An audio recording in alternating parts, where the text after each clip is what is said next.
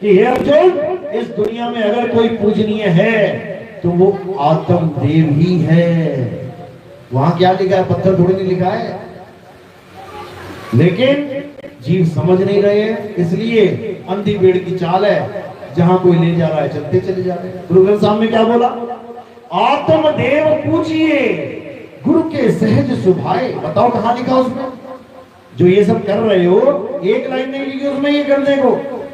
उसमें आत्म देव की पूजा लिखी गई है कि आत्मा को जानो, आत्म में राम, राम में आत्म, छीनस गुरमुख विचारे। कहां बोला ये सब करने के लिए जो तुम लोग कर रहे हो?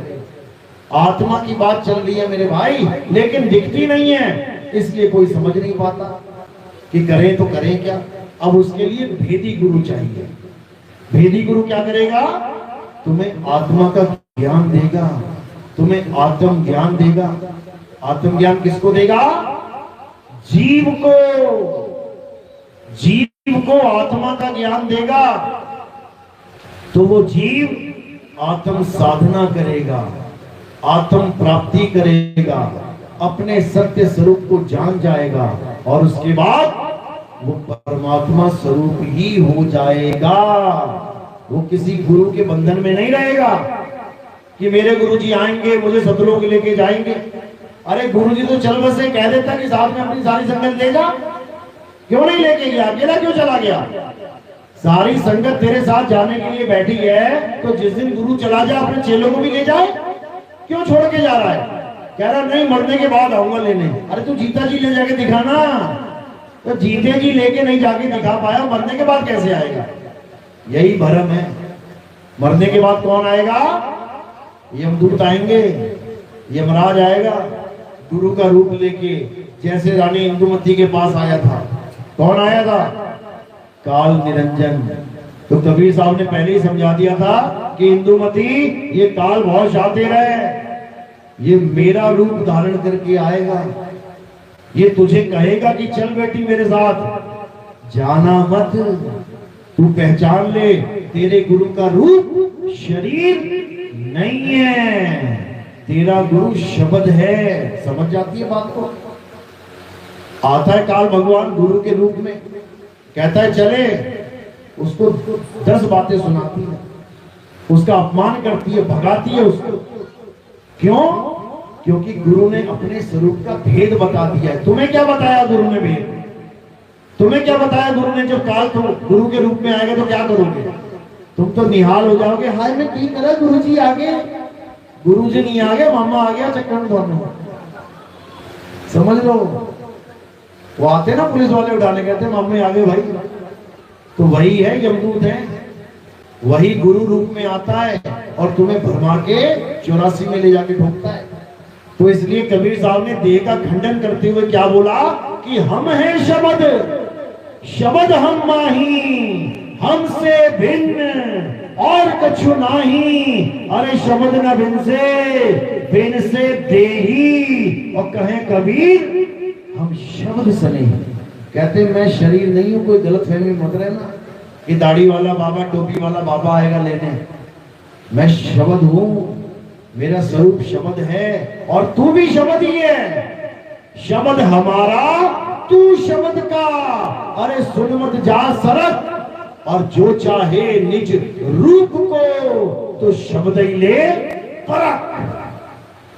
यानी तुम्हें ऐसा गुरु मिल गया जो देह नहीं है, तो समझ लो तुम भी देह नहीं रहोगे। और तुम्हें ऐसा गुरु मिल गया जो तुम्हें देह का ही आधार बता के भक्ति करवा रहा है कि मेरी शक्ल की साधना करो, मेरा इंतजार करो, मैं आऊंगा लेके जाऊंगा, तो समझ लो हो गया तुम्हारा काम। तो कबीर साहब इस चीज का खंडन करते हैं। कोई गुरु किसी चेले को लेके नहीं जाता, सबका अपना अपना हिसाब किताब है। अगर गुरु चेले को साथ लेके जाता है तो जो जेल में गया चेलों को जेल ले जाता, ले जाके दिखा दे। अरे तू जेल तक नहीं ले जा पाया अपने चेलों को अपने साथ, तो सतलोक क्या लेके जाएगा? क्योंकि ये कर्म की बंसी है। गुरु के कर्म अलग हैं, चेले के कर्म अलग हैं। जिसके जैसे कर्म होंगे उसको ऐसा फल मिलेगा। तो क्या कह रहे हैं साहिब? अरे एक डाल दो पंछी बैठे, एक गुरु एक चेला, और गुरु की करनी गुरु भरेगा, चेले की करनी चेला।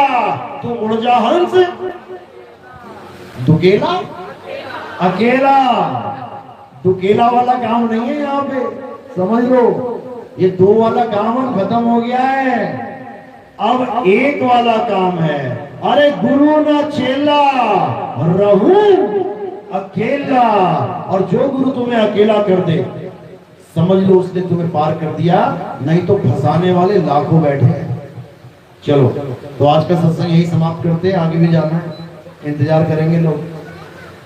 तो आज का सत्संग यही समाप्त करते हैं। परमात्मा की दया है, बंदी छोड़ की कृपा है, जो ये ज्ञान अब लाखों लोगों को समझ में आ रहा है, क्योंकि ये जल्दी समझ में नहीं आता।